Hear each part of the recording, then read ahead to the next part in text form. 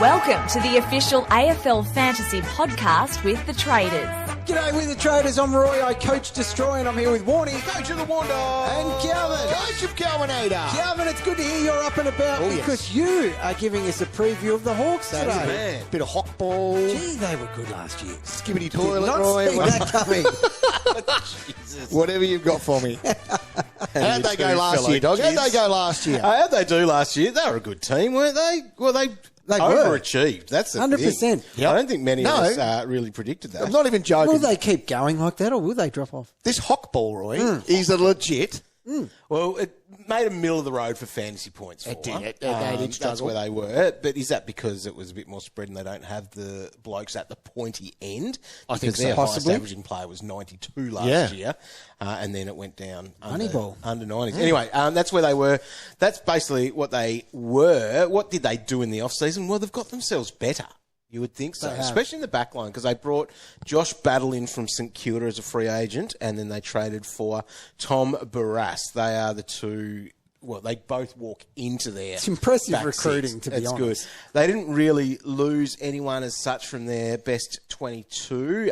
Chad Wingard had been, but he hasn't been recently. So he retired, but that's pretty much where they are. Denver Granger Barrass, you're not talking about him as a bargain basement player like we have done every other year, but he was delisted there. Anyway, that's what they did. But Cal, there's their team.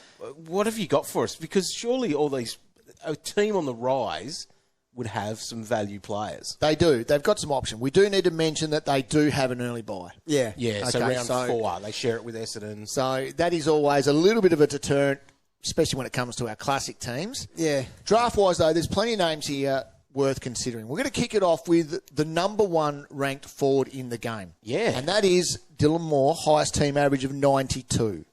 Previous years, 88, 93. Doesn't need mid-clock to get it done. No, he doesn't. Just gets it done all over the ground. There is no reason why he won't be a 92 guy again. No. He's So- a hard worker. Is he the number one ranked forward? No. Who beats him? Multiple. Multiple? Yeah. Yeah, Bailey I agree. Smith easily. Bailey I think I'd I got trust McRae and Horn. Caleb ahead of him too. and Horn. I'd trust And Horn Horn. ahead. Yeah. Hey, look, not to put it down. I like that you're up and he's- about with your okay, hot ball. He's the number one forward for Hawthorn. right, okay. So Or is he? he's my big ticket. So this is going to go well. We will have a little look at Lloyd Meek, who Yeah. he went You at, love Meeky. I do. Now, Why do you like him? Because he went at 93 after the bye. Yeah. So Right, he so up is...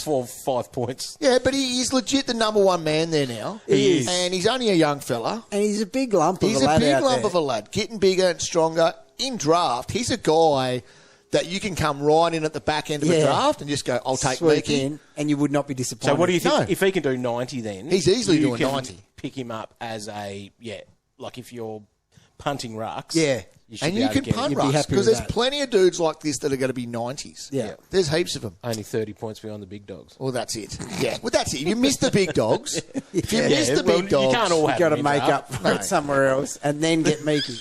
no. Yeah. He's not going to happen. Right. Let's have a look.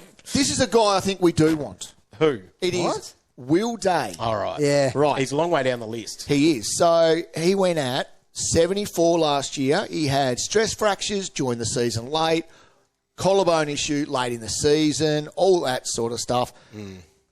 In 2023, he averaged 95. He's 21 points under what he can do. Now, in that back half of 2023, he's pushing 100. Yes. Which is what he can be. Yeah. He can be nearly that 100 guy, if not 100 guy. Now, in their Hawk system where you've got the top averaging midfielder, which was Newcombe last year with 86, probably not going to be 100 average. No.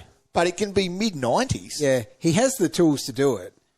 Like, he is a class act and he has multiple ways he scores as well. So I have no doubt at some stage in his career he will average 100. He is a level above these other Hawks. Agreed. He is a genuine gun. With a 74 next to his name and an early buy. Yes. I'm still interested in that. Yeah. Because it's a round 4 buy too, isn't it? Yep. So you get multiple weeks with him, and there's nothing stopping you. If he turned out to be a failure, and I mean failure by averaging 80, Yep. because that's what he'd do at the very worst, You could flick him off still. So he goes Essendon, Carlton, GWS, and then he has his bye. So it's not the easiest of runs. No, but he's cheap enough to still not put a line through, given when his early bye is. He's in the same price bracket as Doherty and Chera and Finn Callahan. I've seen his name pop up a little bit as well. Yeah. Is he a better option than them? I'm going to say no due to the bye. Yeah, I think it's so. It's an easy thing to hide behind. Right. If Will Day has an uninterrupted preseason and he is humming, he could push that triple figure. Yep. I did mention there John Newcombe, who dropped his average from a 93 down to 86 last year. We were hot on him. But this is the some hot people ball. wanted him. This is what it is, I think. Too fast. Yeah, I just think that big old Nuke, his tackle count was down. Yeah. But, once again, in draft, you've got a guy there that's been a 93 in the past. Didn't he come good late? He ruined people's season, didn't he, that started with him? He did. Remember, he was so really bad. People jumped on him at a 93 thinking he'd be 100. Yeah. He's now an 86. Yes, I remember there was a lot of complaining going on, and it was justifiable. Right. Speaking Yeah, of... he started, he was atrocious to start. That's what I with, thought, But he was yeah. pretty good to finish. Yes. So, in the semi-final, scored 99, 136 in the first final, 103, 121, 77, 103. Some pretty good numbers He there to came finish home the year. like a steam train. All right. He's worth considering, I reckon. Yeah, for sure. Okay, take a breath, Cal. Sick dog. Right, God. Here we go. What is it? This or is it this or is it what? It'll be both. Well, it can Multiple be. times throughout the year. So the dog finished with an average of 87, nearly 20 points under what he did the year before, which was that 105. A couple of big 160s in there, destroy. Yeah, yes. The issue is this. Yeah.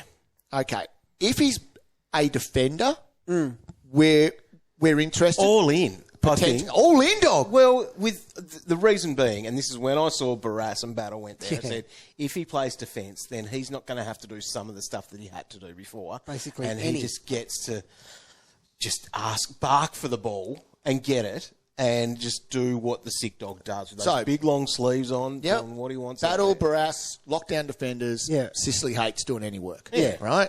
So that's a big tick in his favour. But- the issue is...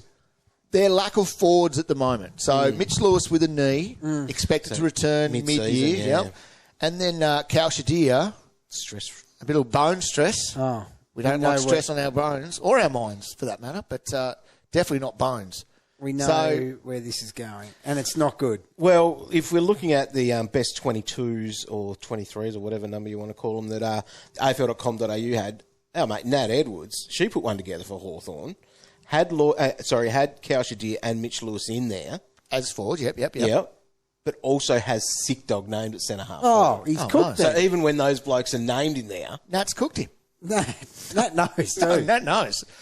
So there you go. So the sick dog. Would you gamble in draft? Yeah, late. Yeah. I wouldn't go where I couldn't put his points average onto his suggests. average. So Yeah. if he goes forward, what is he?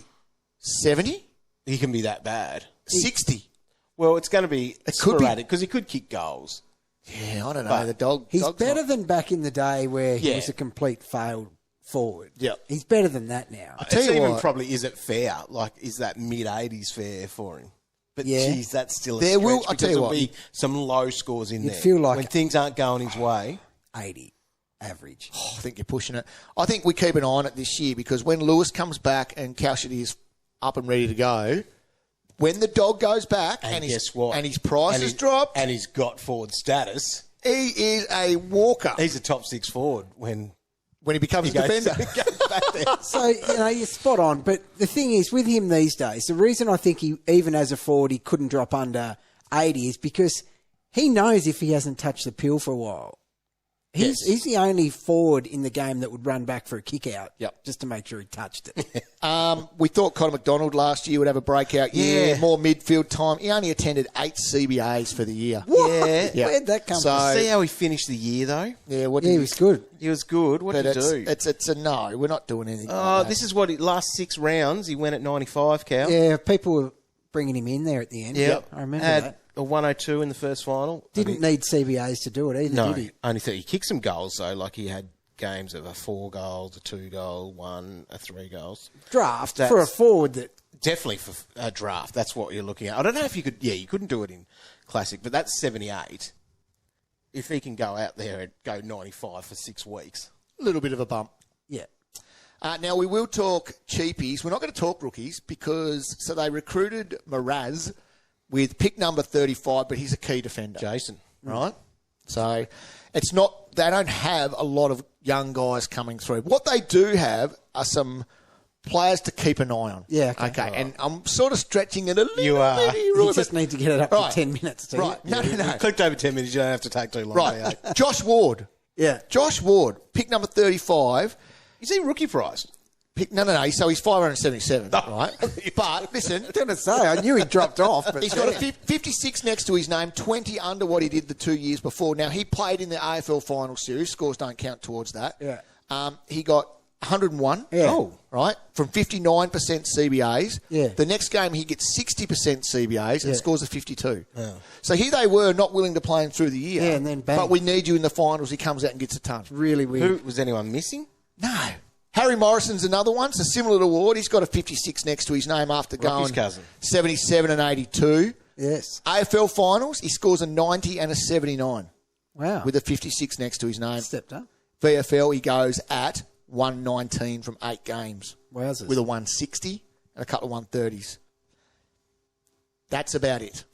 So, look, Is that it? Well, it is. No. But there's some cheap guys there to keep an eye on, and maybe late in a deep draft you can grab them, but Yeah, even for that sure. might be a stretch. But out of those guys there, Will Day's seriously on the radar. Yeah. He's an option. And Sick Dog is another one to keep an eye on. To watch. To watch. You have to watch. He's much must watch wherever he is. He is. So there you go, Dog.